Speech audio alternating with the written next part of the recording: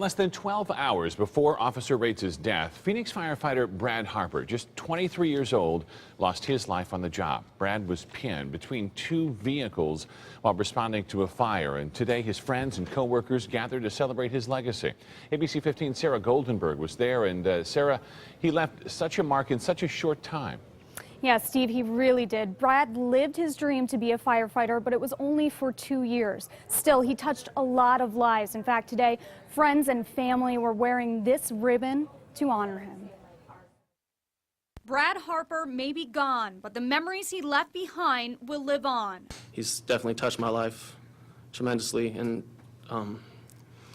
it made me realize what it takes to be a good person and hard worker. For him, being a firefighter was more than a job. He was the hardest working guy, and you could just see the desire in his eyes, you know, to be a fireman. Brad and his childhood friend, Bobby Priest, decided they wanted to become firefighters in high school. We shared the whole process together.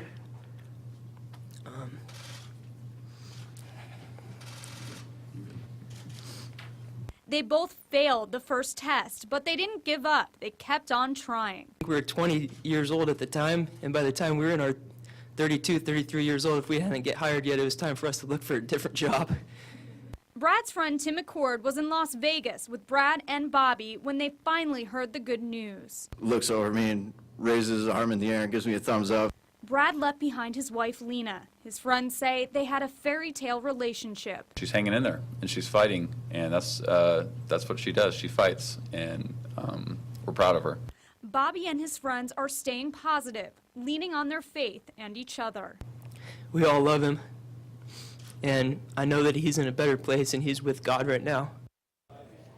Now we're told that the funeral could be later this week, but officials are still working on plans. In fact, they're coordinating with police who are mourning one of their own who is lost. Yeah, so many times the police and fire departments lean on each other, and in this case, they're both dealing with a terrible tragedy. Thanks so much, Sarah.